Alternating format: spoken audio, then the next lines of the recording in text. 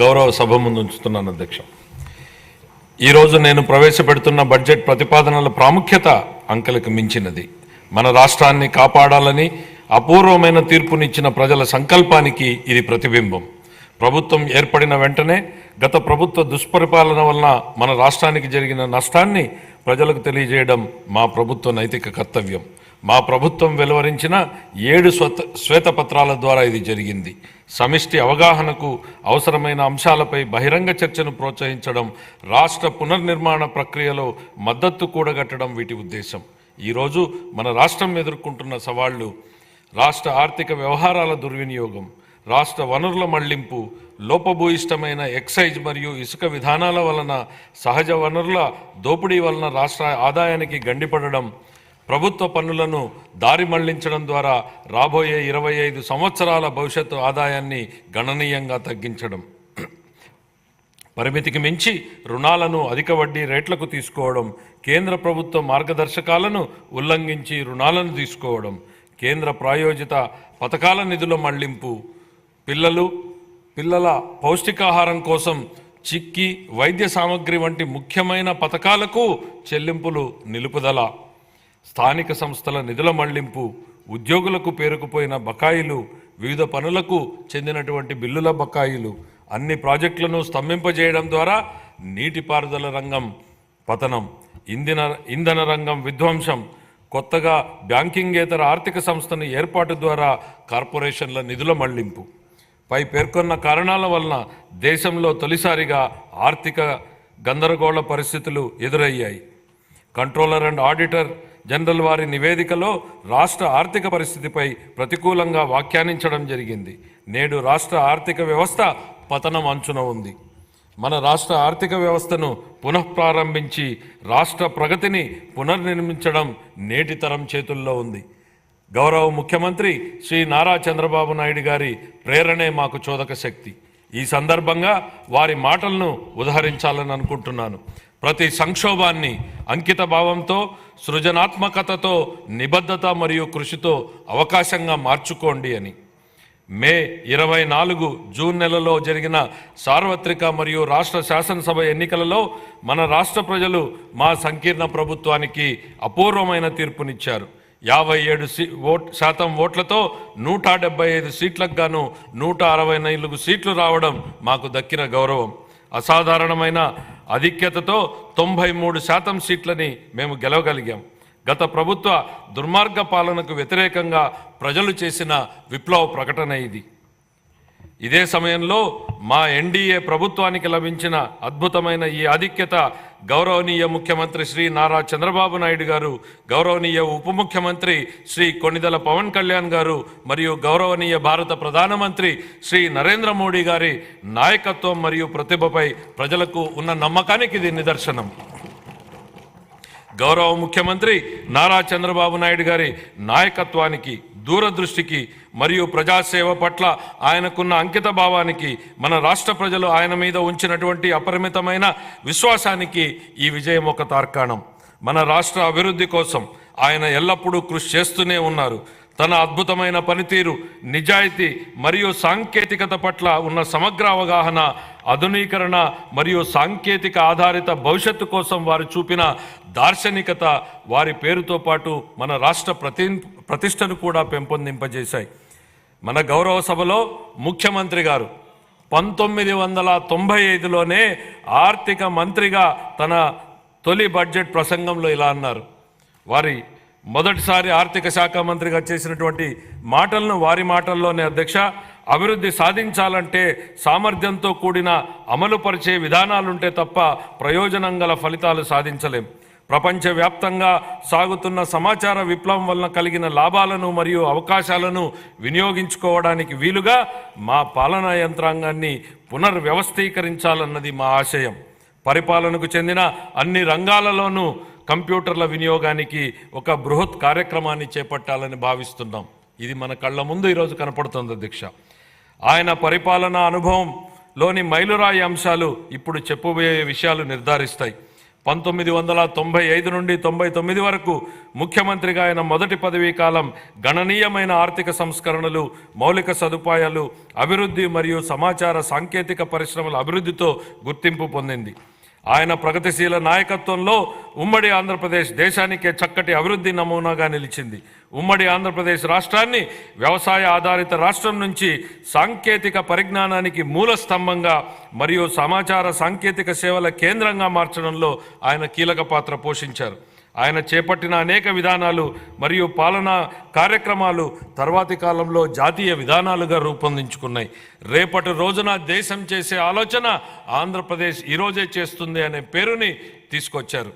ప్రస్తుతం అభివృద్ధి చెందుతున్న సాఫ్ట్వేర్ పరిశ్రమకు హైదరాబాద్లో ఆనాడే పునాది వేయడం ద్వారా హైదరాబాద్ను ప్రపంచ సాంకేతిక సమాచార పటంలో అగ్రస్థానానికి చేర్చడంలో ఆయన పాత్ర మరువలేనిది.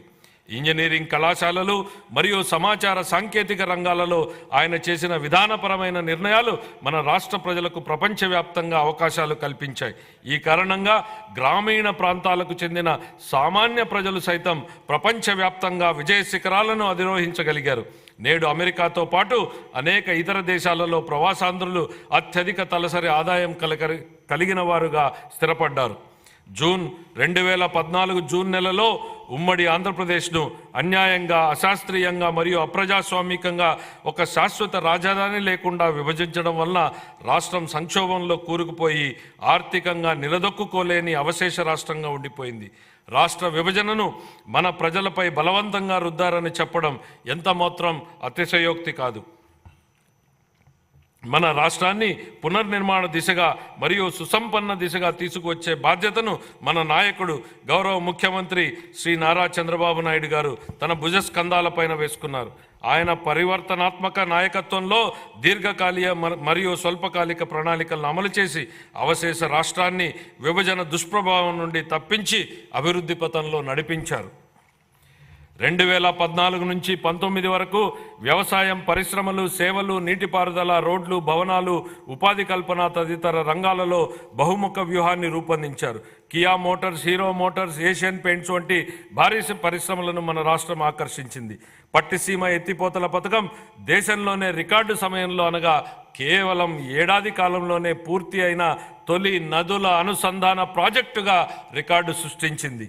సులభతర వ్యాపార నిర్వహణ ర్యాంకింగ్లో మన రాష్ట్రం మొదటి స్థానం సాధించి 5 ఏళ్లలో అగ్రస్థానంలో నిలిచింది. ఇంధన రంగంలో సంస్కరణలు తీసుకురావడంతో పాటు పునరుత్పాదక ఇంధనాన్ని ప్రోత్సహించడం ద్వారా 2018 నాటికి మన రాష్ట్రం ఇంధన మిగులు రాష్ట్రంగా నిలిచింది. బహుముఖ వ్యూహం ఫలితంగా మన రాష్ట్రం సంక్షేమంతో కూడిన సుస్థిర ఆర్థికాభివృద్ధి పథకంలో పయనించింది. అయితే 2019 తర్వాత జరిగిన పరిణామాలు మన రాష్ట్ర చరిత్రలో ఒక చీకటి దిశగా చెప్పుకోవచ్చు. 2014-19 మధ్య కాలంలో జరిగిన ఆర్థికాభివృద్ధి వృధా అయింది. గత ప్రభుత్వం 2019లో తన పదవీ కాలాన్ని ఎంతో విధ్వంసకర ధోరణితో ప్రారంభించింది. ప్రజావేదికను కూల్చేసింది, విద్యుత్ కొనుగోలు ఒప్పందాలను రద్దు చేసింది, 3 రాజధానుల నమూనాతో ప్రజలను అయోమయానికి గురిచేసింది, పారిశ్రామిక వ్యతిరేక విధానాన్ని అనుసరించింది, పెట్టుబడిదారుల విశ్వాసాన్ని మరియు రాష్ట్ర బ్రాండ్ విలువను దెబ్బతీసింది, నీటిపారుదల రంగాన్ని పూర్తిగా విస్మరించింది, కేంద్ర ప్రభుత్వ అభిప్రాయానికి విరుద్ధంగా కార్యనిర్వాహక సంస్థను మార్చడం ద్వారా పోలవరం ప్రాజెక్టు నిర్మాణాన్ని నిలిపేసింది. ఈ చర్యల వల్ల డయాఫ్రమ్ గోడకు నష్టం కలిగి ప్రాజెక్టు జాప్యానికి దారితీసింది. పన్నులు చెల్లిస్తూ మరియు ఉపాధి కల్పిస్తూ రాష్ట్రాభివృద్ధికి దోహదపడే పరిశ్రమలు మన రాష్ట్రాన్ని వదిలి వెళ్ళిపోయాయి. ఈ చర్యలు పెట్టుబడిదారులను మరియు ప్రపంచ ఆర్థిక సంస్థలను రాష్ట్రంలో స్థిరమైన పెట్టుబడులు పెట్టనివ్వకుండా చేశాయి. ఫలితంగా మన రాష్ట్రం ఆర్థిక పరిస్థితి విచ్ఛిన్నమైంది. ఈ సందర్భంగా కౌటిల్యుడి మాటలను ఒకసారి గుర్తు చేసుకుందాం. సంపదకు మూలం ఆర్థిక కార్యకలాపాలే. అవి లేకపోవడం వనరుల సమీకరణకు ఇబ్బందులు తెచ్చిపెడుతుంది. ఫలవంతమైన ఆర్థిక కార్యకలాపాలు లేకపోతే ప్రస్తుత శ్రేయస్సు మరియు భవిష్యత్ రెండూ నాశనమయ్యే ప్రమాదం ఉంది. ద్రవ్యం చలామణిలో ఉన్నప్పుడే ఆర్థిక వ్యవస్థలో సంపద సృష్టి జరుగుతుంది. ఇది జరగాలంటే ప్రాజెక్టుల అమలు తప్పనిసరి. కానీ గత ప్రభుత్వం ఉత్పాదకత మూలధన వ్యయాన్ని నిలిపివేయడం ద్వారా 2014-19 సంవత్సరాల మధ్య అత్యంత వేగంగా అభివృద్ధి చెందుతున్న రాష్ట్రాలలో ఒకటిగా ఉన్న మన రాష్ట్ర ఆర్థిక వ్యవస్థ 2019-24 సంవత్సరాల మధ్య గడ్డు స్థితికి చేరుకోవడానికి కారణమయ్యింది. గత ప్రభుత్వం రాష్ట్ర వనరుల దుర్వినియోగం మరియు నిధులను పక్కదారి పట్టించడం వంటి చర్యలతో పేలవమైన పాలన చేయడం జరిగింది. కేంద్ర ప్రాయోజిత పథకాలను నిధులను మళ్లించడమే కాక అందుకు సరిపోయే రాష్ట్ర వాటాను కూడా విడుదల చేయలేదు. కార్పొరేషన్ల నిధుల మళ్లింపు, రాష్ట్ర ఆర్థిక వ్యవహారాల దుర్వినియోగం వంటి చర్యలు అధిక రుణభారానికి దారితీశాయి. ప్రభుత్వ ఆస్తులను తాకట్టు పెట్టడం, స్థానిక సంస్థల నిధుల మళ్లింపు వంటి చర్యలకు పాల్పడడంతో పాటు బిల్లుల చెల్లింపు కోసం ప్రభుత్వానికి వ్యతిరేకంగా వాద్యాలు వేయడం వలన గుత్తేదారులకు నమ్మకం లోపించి ప్రభుత్వంపై విశ్వాసం సన్నగిల్లింది. గత ప్రభుత్వం అధికారం నుండి వైదొలిగే నాటికి మన రాష్ట్ర ఆర్థిక వ్యవస్థ పతనమంచున ఉంది. ఉద్యోగులకు గాను 21,980 కోట్ల రూపాయల బకాయిలు, కేంద్ర ప్రాయోజిత పథకాలకు 4,657 కోట్ల రూపాయల బకాయిలతో సహా మొత్తం 1,35,224 కోట్ల రూపాయలు బకాయిలు ఉన్నాయని శ్వేతపత్రంలో ఇప్పటికే పేర్కొన్నాం. ఇవన్నీ గత ప్రభుత్వ దుష్పరిపాలనకు, వైఫల్యానికి నిదర్శనం. 2019-24 సంవత్సరాల మధ్యకాలంలో నెలకొన్న పరిస్థితి చూస్తే మన రాష్ట్రం పటిష్టమైన ఆర్థిక సూత్రాలతో నడిచిందా, లేక వ్యక్తిగత ప్రయోజనాల కోసం లాభాపేక్షతో ఒక ప్రైవేట్ ప్రశ్న ఉత్పన్నమవుతుంది. గత ప్రభుత్వం ప్రజా సంక్షేమాన్ని పక్కన పెట్టి కేవలం ప్రైవేటు లాభం అనే భావనతోనే నడిచింది. సహజ వనరులను కొల్లగొట్టడం, సహజ ఖనిజాల అక్రమ తవ్వకాలతో రాష్ట్ర ఖజానాకు ఆదాయం నష్టం కలిగించడం, వ్యక్తిగత ప్రయోజనాల కోసం ఉద్దేశపూర్వకంగా ఇసుక మరియు ఎక్సైజ్ విధానాలను రూపొందించడం జరిగింది. ఈ చర్యల వలన ఒకవైపు రాష్ట్ర ఆర్థిక వ్యవస్థ క్షీణించగా, మరొక వైపు అధిక పన్నులు మరియు దుష్పరిపాలన కారణంగా ప్రజల కష్టాలు మరింత పెరిగాయి. గత ప్రభుత్వం ప్రజాస్వామిక గొంతులను అణిచివేయడం అధికారంలోకి వచ్చేందుకు దోహదపడింది. శ్రీ నారా చంద్రబాబు నాయుడు గారు నేడు రెట్టించిన ఉత్సాహంతో మరియు దృఢ సంకల్పంతో ఉన్నారు. స్వర్ణాంధ్రప్రదేశ్ విజన్కు 2024 మైలురాయి వంటిది. మా ప్రభుత్వం ఎన్ని సవాళ్లు ఎదురైనా ఇచ్చిన హామీలను నెరవేర్చడానికి గౌరవ ముఖ్యమంత్రి గారి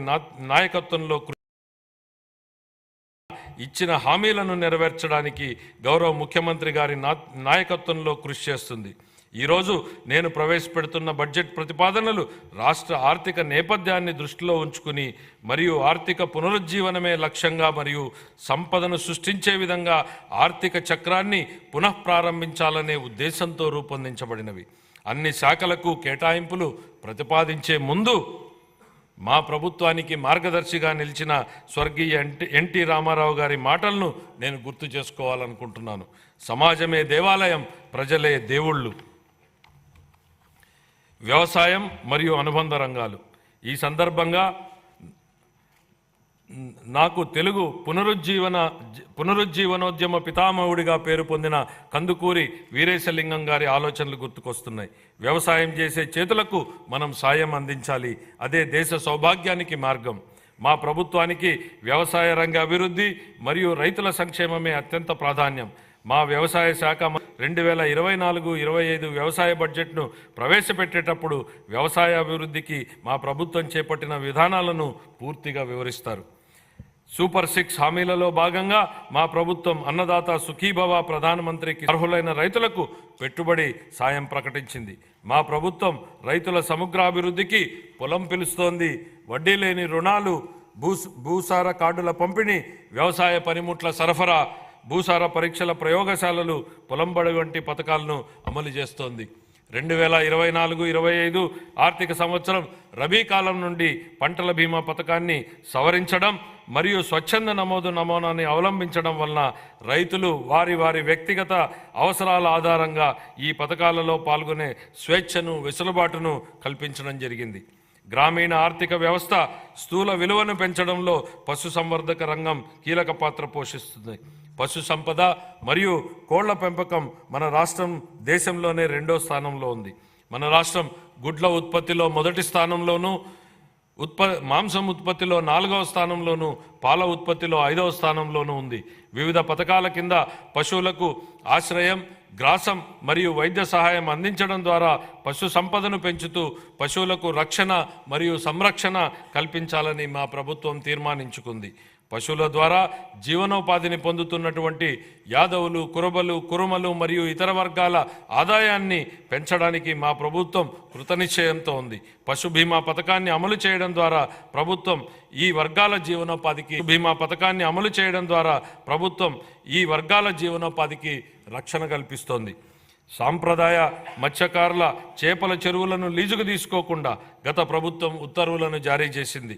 దశాబ్దాలుగా చేపల చెరువులపై ఆధారపడి జీవనం సాగిస్తున్న మత్స్యకారుల ప్రయోజనాలను పరిరక్షించడానికి మా ప్రభుత్వం ఆ ఉత్తర్వులను ఉపసంహరించింది.